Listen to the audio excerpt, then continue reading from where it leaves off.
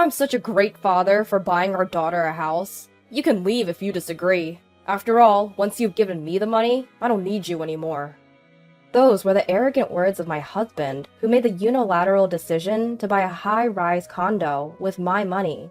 But it turns out he had a shocking plan in mind. As soon as I heard it, I retaliated without a second thought. I went to my room and brought out our divorce papers. "All right, here, divorce papers." The look on my husband's face was priceless when he saw the divorce papers. I suppose he never imagined I'd have them ready to go. But the real counterattack was just beginning. I couldn't help but smirk. My name is Lily Johnson. I'm a 50-year-old office worker who has loved the Japanese language since my student days. I can carry on a casual conversation in Japanese without any issues. When I was 23, I married for the first time. Unfortunately, my husband left this world just 6 months after our wedding. The cause was a traffic accident. He was hit by a drunk driver. Back then, I couldn't accept the harsh reality and lived my days with a gloomy face. I received $500,000 in life insurance money after my husband's death, but no amount of money could bring him back. During the darkest times of my life, I was comforted by a man named Ethan Johnson. He was a coworker at my company who would listen to my story for hours on end. Over time, I found myself falling for him, and we married when I was 25. I never forgot about my first husband. I still vividly remember the times we shared, and I decided to keep the life insurance money untouched for emergencies. A year after marrying Ethan, we had a daughter, Mia. Mia is now an illustrator, living on her own. With her grown up, one might think I'd have a peaceful life with my husband, but that's not the case. Our relationship started to deteriorate when Mia was in her junior year of high school, because we couldn't agree on Mia's education. From the time Mia was born, Ethan had mapped out her future on his own. He repeatedly expressed his wish for Mia to attend a prestigious university, believing it would open up more opportunities for her future. He even enrolled her in tutoring services since elementary school. Ethan never pushed Mia too hard to study, so I didn't oppose. But Mia loved drawing more than studying, and even as an amateur, I could tell she was incredibly talented. I had a hunch she might make it her career someday. That hunch turned out to be right when Mia announced during her junior year of high school, "I want to be an illustrator in the future, so I want to go to an art school for university." I wanted Mia to pursue what she loved, so I agreed. But Ethan was vehemently opposed. "Go to a prestigious university like Harvard. After graduation, work for a big corporation. It's more secure, and you'll be happier," he yelled, completely dismissing Mia's dream. Even when Mia suggested I could start by working for a company, Ethan wouldn't hear it. "An illustrator? You're just playing around, drawing pictures. I didn't invest all this money in you for you to have such a frivolous career." He was so harsh that I found myself stepping in. "There's no need to speak like that. It's Mia's life. Let her try," I said. But that only made Ethan angrier. "Mia is my daughter. It's a child's job to fulfill their parents' dreams. And if she lives as I say, she's guaranteed to be happy," he spouted. Such nonsense.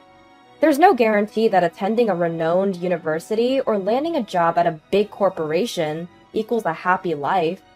It was shocking to realize Ethan held such a distorted belief. I had hoped he would eventually come to understand and support Mia's decision, but that was wishful thinking. Despite our attempts to persuade him, our efforts were in vain. A deep rift formed between us. While I took on all the financial responsibility for Mia's education and living expenses, he seemed dissatisfied. I remember his constant complaining and snide remarks. Despite all this, Mia was admitted to her first choice art university and worked hard at her art studies. She landed a job as an illustrator at a certain company and started living on her own. Though there are tough times, like working through the night and on holidays, she's doing well. However, my husband still refuses to accept Mia's job. He constantly complains, saying, "We wasted money on tutoring services. It's embarrassing to have such a failure as a daughter." I thought his views would change once he saw Mia standing on her own, but there's not even a trace of that. He's also been harsh towards me for siding with Mia. He yells about the food tasting bad or the cleaning not being done almost every day, despite not being able to do any housework himself and leaving it all to me. At this point, I realized that this was his true nature. He seems to be the type of person who can't stand when things don't go his way. He was kind when Mia was obedient, but changed dramatically when she expressed her desire to become an illustrator. It's probably due to his personality. Being at home was painful for me, and the company became my place of comfort. We work at the same company, but in different departments, so we can avoid each other. Around this time, I received a certain offer. Hearing it, I made a big decision. One day, my husband suddenly said something unexpected. I've decided to buy Mia a brand new high-rise condominium. Mia is still my precious daughter after all. I want her to live somewhere nice. I've already started the paperwork with a real estate agent. Despite his contempt for Mia, this sudden turn of events aroused suspicion. Moreover, I wondered if he had the money to buy a new high-rise condominium. Seeing my reaction, he smirked. Don't worry, you're the one paying for the high-rise condominium. What? Hold on a second, you can't just decide something like that without discussing it, I retorted. Ethan just scoffed. I know, you've got $500,000 from your previous husband's life insurance, right? You can buy it with that. With your money, I'm going to live in the high-rise condominium with Mia. I've had to put up with her, so I'm planning to make full use of her. You and Mia are ultimately my property, so just obey me. A surge of anger rose within me. He had decided to buy the high-rise condominium to spite me and Mia. I couldn't comprehend his way of thinking. Incredibly, he carelessly revealed his scheme and intentions. Besides, there was no way I was going to let my important life insurance money be used for such a thing. I am truly a good father, buying a house for my daughter. If you oppose, it's divorce. Just give me the money, and I'm done with you. The moment I heard that, I struck back, without mercy.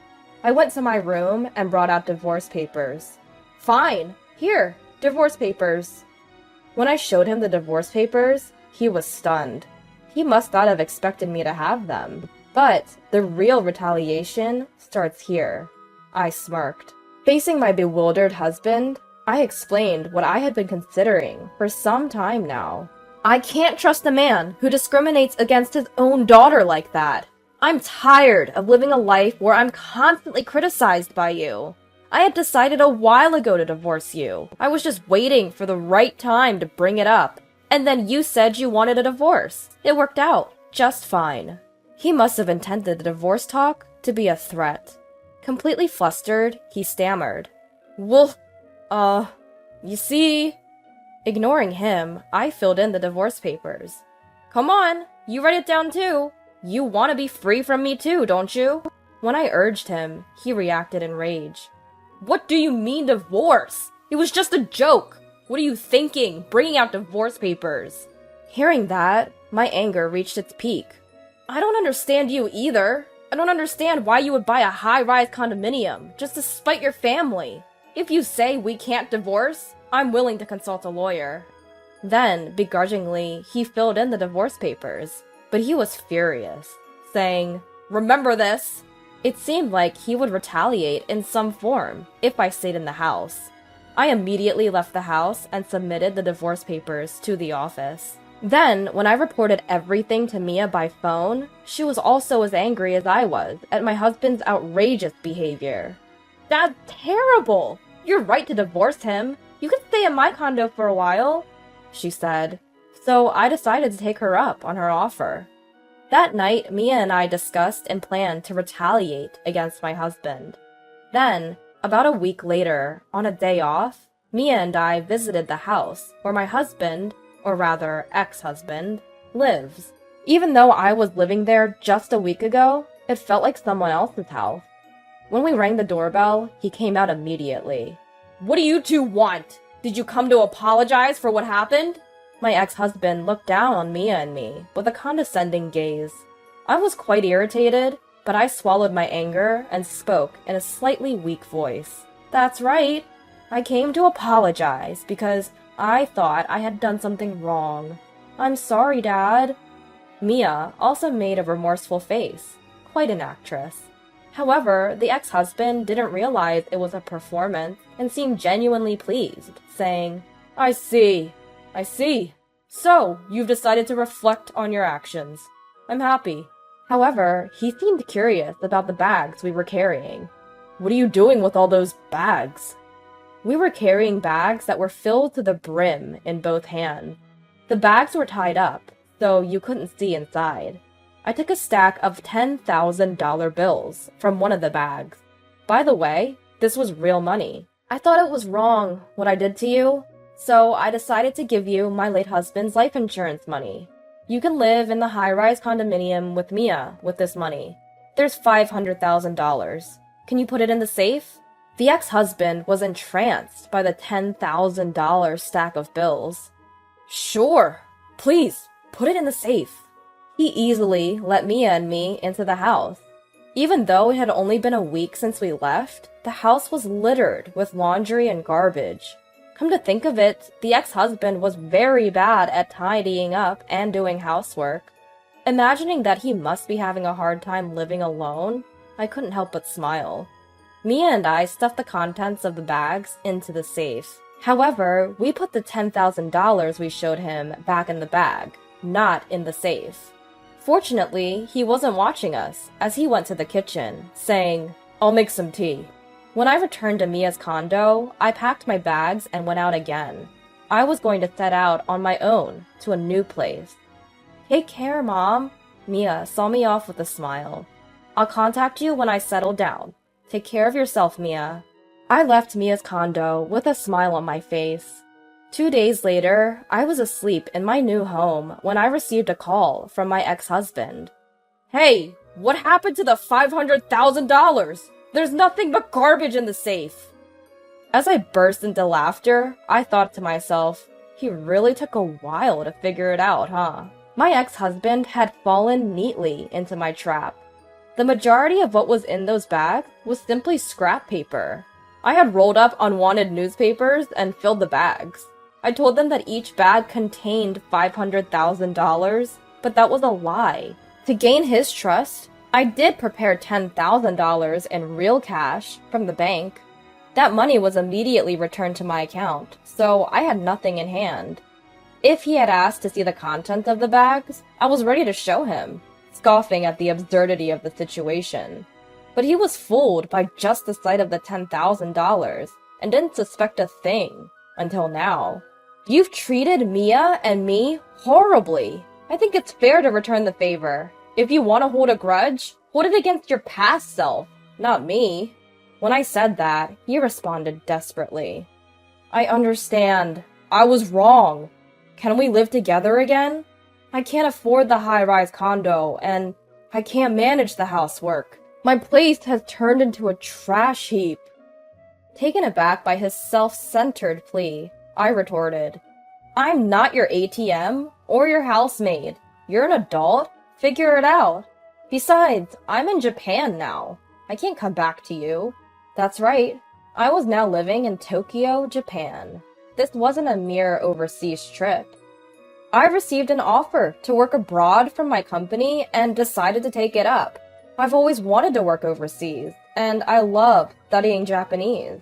The offer that came before our divorce was this opportunity to work overseas. Once I heard about it, I decided to divorce him and live overseas. I could live my dream and get away from my ex-husband. It was killing two birds with one stone. I had told Mia, but kept it from my ex, who was clearly taken aback. So that's why I haven't seen you at work recently. Why didn't you tell me? Why should I? We're in different apartments, and we're strangers now. Oh, by the way, Mia has something she wants to say to you. Tomorrow, we'll call you at 8 p.m., your time, using a messaging app. Alright. Is Mia going to live with me? We'll see. Wait until tomorrow. I said that and hung up, but I knew what Mia was going to talk about. I was looking forward to seeing his reaction as I drifted off to sleep. The next morning, I had to get up fairly early due to the time difference. but it couldn't be helped. I started up the messaging app and video called my ex and Mia. Mia started expressing her feelings to her father right away. "I loved you when I was a kid, Dad. I respected you as a parent and loved you from the bottom of my heart." Ethan looked pleased to hear that, but Mia's speech didn't stop there. "But that's all in the past. You outright denied my career path, right? That's when I realized your true nature. You just wanted to control me, and there's no love in that. I hate you now, and I don't want to see you again. This call is our final contact." Upon hearing that, my ex seemed to be on the verge of tears. "Don't say such things." I had expected him to get angry, but this reaction was surprising. Maybe he assumed Mia would love him, no matter what. But Mia's harsh words continued. "This is how I really feel. Dad, you need to reflect on how you hurt Mom all this time. Also, I moved out, so there's no point in going to the apartment where I used to live. Don't use detectives or anything to forcefully find out my new address. That's all I wanted to say." I also told him something I had forgotten to mention earlier. I've explained the circumstances of our divorce to our workplace, relatives, and your parents. I don't think relying on them will do you any good. Well, goodbye. Once Mia ended the video call, I also ended mine. My ex-husband was pleading. "I'm sorry. It's all my fault. I apologize. So please give me another chance." But I didn't care about that anymore. Later, when Mia and I talked, she said, "I feel so much better now that I've said what I wanted to." I felt relieved after seeing my ex-husband in distress too. Apparently, it became uncomfortable for my ex-husband at his workplace, so he resigned. He was disowned by relatives and his own parents, couldn't buy the high-rise condominium, and had to cancel. Moreover, he caused a scene at Mia's workplace, trying to call her out at the reception desk. He was immediately locked out and banned from the premises. My ex-husband, who kept repeating his selfish behavior, ended up losing everything instead of gaining anything. He seems to have lost all his energy and is now living as a recluse at home. A colleague wanted to ask him something about the handover of work and tried to contact him, but he didn't answer. The colleague went to his house reluctantly, where he found my ex-husband looking lifeless with a thick beard. He looked like a ghost, and a bad smell was coming from the room, according to the colleague. His house is probably in a state of garbage dump. Looking at my ex-husband living such an unfortunate life, I couldn't help but think he got what he deserved. On the other hand, I am enjoying my job overseas. I do hit cultural barriers being surrounded by foreigners, but I overcome them by carefully communicating. I can use my proficiency in Japanese, and I'm really glad I transferred overseas. Mia is working hard as an illustrator, and it seems like she's been giving some big projects recently. "I have a lot of meaningful work, and it's fun," she said over the phone. "It's a joy for me as a parent to see my daughter doing what she loves." Despite all the hurdles, both Mia and I are starting to shine in our lives.